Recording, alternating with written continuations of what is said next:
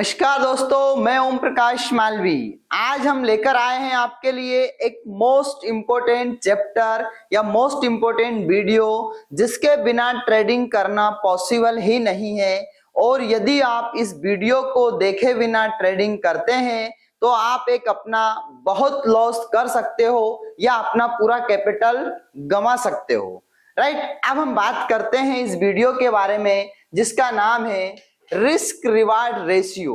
Means risk reward ratio बहुत ही एक important topic है जो स्टॉक मार्केट के लिए बहुत ज्यादा इंपॉर्टेंट है।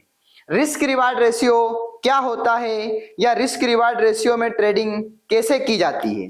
तो दोस्तों हम बात करते हैं risk reward ratio, money management and risk management. जब तक आपके पास में ट्रेडिंग करने के लिए प्रॉपर माइंडसेट नहीं है, आपका प्रॉपर टारगेट नहीं है, प्रॉपर स्टॉप लॉस नहीं है, या आपका माइंडसेट ये नहीं है कि आपको ट्रेडिंग एक्चुअल में कितने अमाउंट से और कितने लॉसेस के साथ करनी चाहिए, तब तक आप मार्केट में प्रॉफिट बुक नहीं कर सकते हो, अपने कैपिटल के साथ प्ले करते रहेंगे। मैं ओम प्रकाश मालवी आज स्वागत करता हूं आपका रिस्क रिवार्ड रेशियो के टॉपिक में जो बहुत इंपॉर्टेंट है आपके लिए। चलिए दोस्तों हम आगे बढ़ते हैं। इसके लिए हम बात करते हैं कि एक्चुअल में रिस्क मैनेजमेंट क्या है। अगर आप ट्रेडिंग में आए हैं तो आपको ऐसा लगता है कि ट्रेडिंग में आप नए हैं और इंट्राडे ट्रेडिंग करते हैं तो आपको ऐसा लगता है कि पूरा मार्केट मेरा है और मैं इस मार्केट से बहुत सारा पैसा कमाऊंगा या बहुत जल्द अमीर बन जाऊंगा। दोस्तों ऐसा नहीं है, इसकी रियलिटी बहुत अलग है। जो लोग लंबे समय से मार्केट में ट्रेड कर रहे हैं आप उनसे पूछ सकते हैं इसकी रियलिटी क्या है।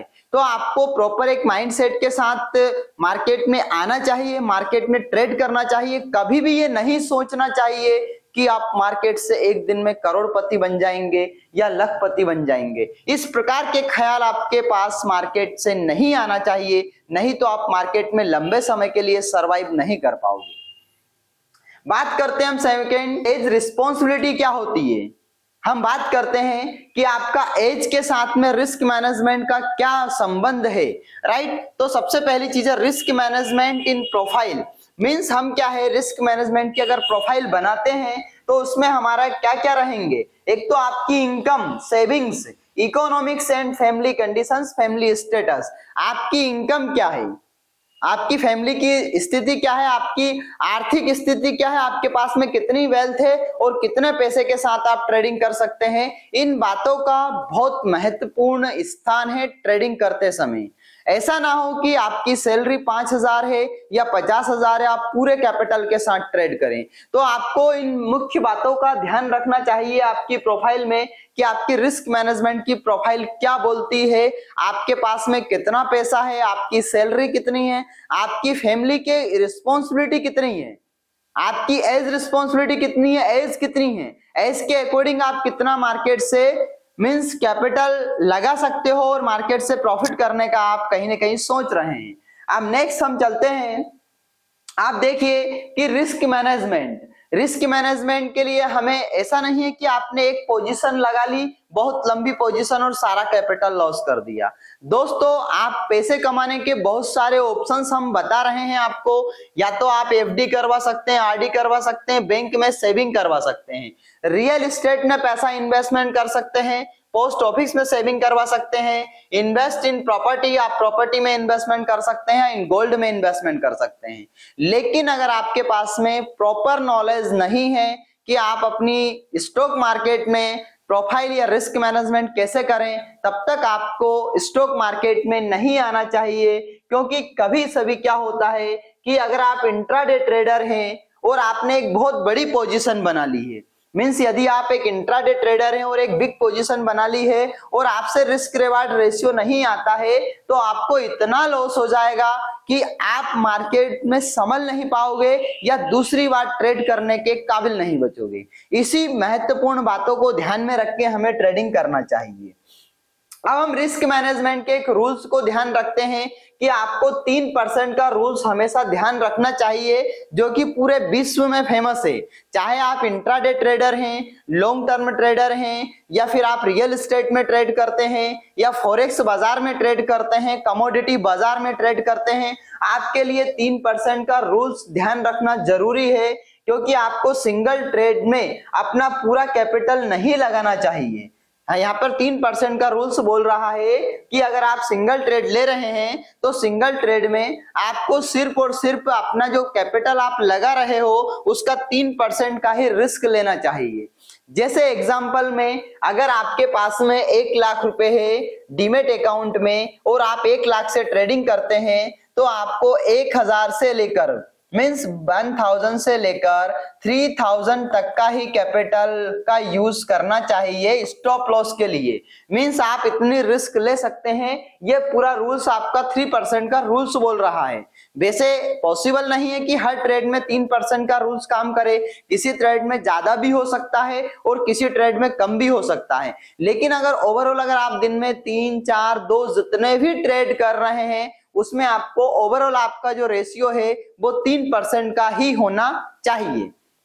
अब हम बात करते हैं नेक्स्ट कि अगर आप 3% का रिस्क मैनेजमेंट रूल्स को फॉलो करते हैं तो आपको किन चीजों का ध्यान रखना चाहिए। लाइक आपका इन्वेस्टमेंट अमाउंट अगर 5 लाख रुपए है, राइट, तो आपको risk on single trade only 1:3% का रिस्क लेना चाहिए। मींस आपको 5 लाख रुपए पे मोस्टली आपको 15,000 का ही रिस्क लेना चाहिए, इससे ज्यादा रिस्क नहीं लेना चाहिए। नहीं तो आप अगर ज्यादा रिस्क के साथ ट्रेड करेंगे तो आप मार्केट में नहीं टिक पाओगे। इसकी हम आगे बात करते हैं। अगर आप 3% के 1% से 3% के रेशियो में ट्रेड करते हैं तो एक लंबे समय आप मार्केट में टिक पाओगे।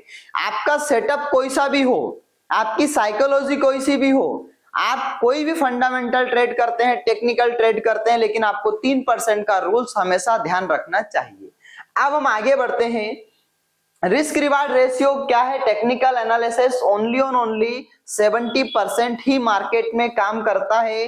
अगर आपने 10 ट्रेड ले रखे हैं तो 3 ट्रेड आपके नेगेटिव जाना ही है। अगर 3 ट्रेड नेगेटिव नहीं जाएंगे, एक टेक्निकल एनालिसिस अगर 100% में मार्केट में काम करने लग गया तो वो एक्चुअल में सेटअप नहीं रहेगा। मार्केट की साइकोलॉजी से बाहर है, सभी लोग उसी पे ट्रेड करेंगे, सब प्रॉफिट कमाएंगे। तो ये पॉसिबल नहीं है मार्केट से, इसलिए मार्केट में 70% ही प्रॉफिट आप बुक कर सकते हो टेक्निकल एनालिसिस या कोई भी आप सेटअप यूज करते हैं। आप जहां से लेवल्स लेते हैं, जिसके माध्यम से काम करते हैं, लेकिन 70% से ज्यादा किसी की एक्यूरेसी नहीं होती है। 100% मार्केट में कोई भी सेटअप काम नहीं करता है। अब हम नेक्स्ट बात करते हैं हमारी कि आपको हमने 4 कोई गोल्डन रूल्स बता रखे हैं, पॉपुलर रूल्स बता रखे हैं कि आपको अगर ट्रेड करना है तो आपको एक मैनेज करना है कि मुझे दिन में कितने ट्रेड लेना है और कौन से सेटअप के साथ ट्रेड लेना है। ये आपका माइंड सेटअप होना चाहिए, प्रॉपर आपके माइंड में होना चाहिए कि मुझे मेरा टेक्निकल सेटअप प्रॉपर बैठ रहा है, तभी मुझे मार्केट में ट्रेड लेना चाहिए।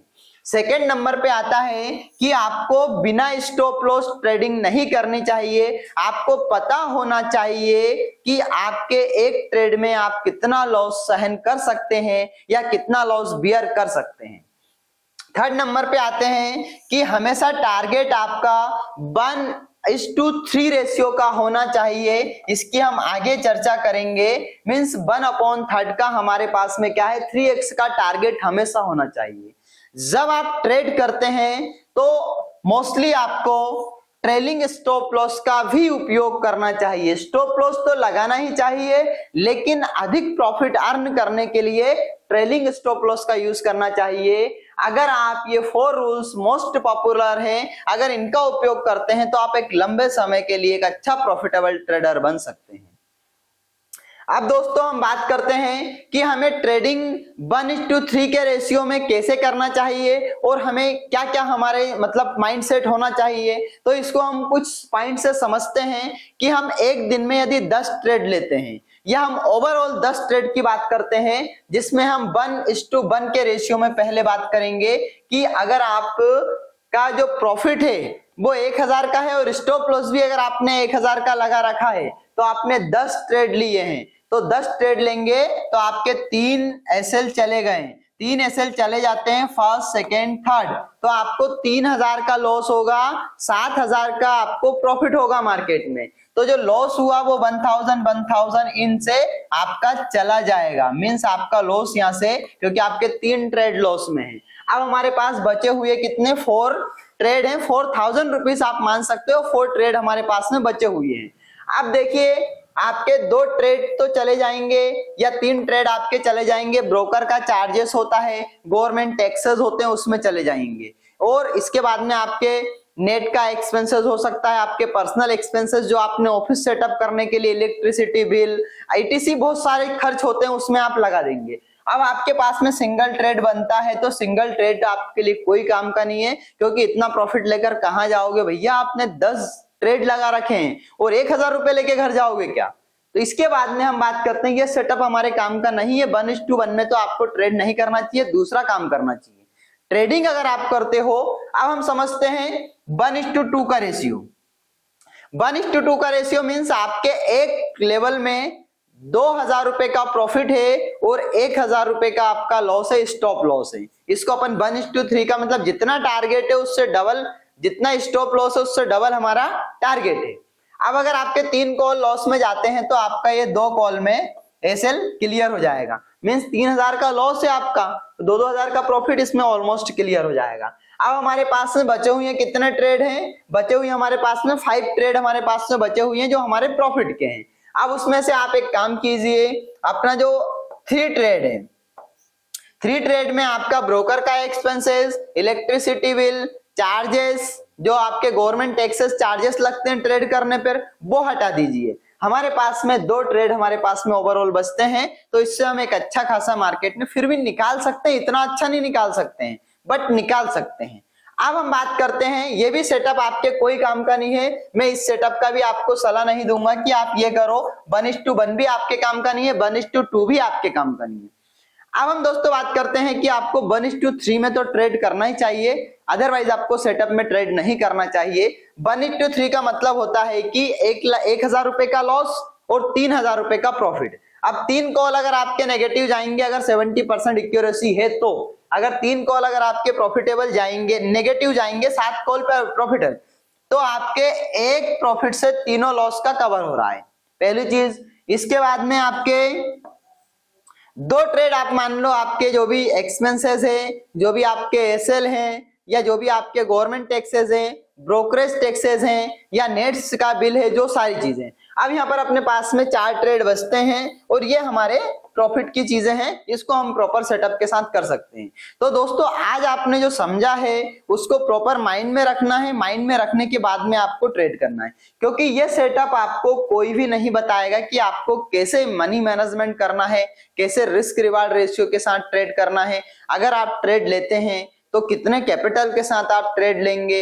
आपका, मैंने आपको क्या बताया वो कमेंट्स करके आप बताइए कि आपका जो कैपिटल है वो कितने % कैपिटल में आप एसएल का उपयोग करेंगे, कमेंट्स कीजिए, फटाफट वीडियो को पॉज करते हैं। दोस्तों आपको इतनी महत्वपूर्ण जानकारी जो मैंने दी हुई है, अगर आपको प्रॉपर समझ में आई है तो वीडियो को लाइक कीजिए, चैनल को सब्सक्राइब कीजिए। इसके बाद में हम एक और अच्छा वीडियो आपके लिए लेकर आएंगे जो रिलेटेड मनी मैनेजमेंट से रहेगा, इसके और भी बेटर हम आपको समझा पाए। तब तक के लिए दोस्तों नेक्स्ट हम बात करते हैं आपको स्टॉप लॉस की। स्टॉप लॉस आपका कितना होना चाहिए। स्टॉप लॉस आपका, अगर आपका टारगेट 3 रुपए का है तो स्टॉप लॉस सिंगल रुपीस का होना चाहिए, इसमें हमने पहले चर्चा आपसे कर चुके हैं। दोस्तों आपको वीडियो कैसा लगा कमेंट्स करके बताइए, और कौन से टॉपिक पर आपको वीडियो चाहिए वो भी प्रॉपर बताइए। अब हम नेक्स्ट वीडियो में मिलते हैं, तब तक के लिए दोस्तों जय हिंद, जय भारत।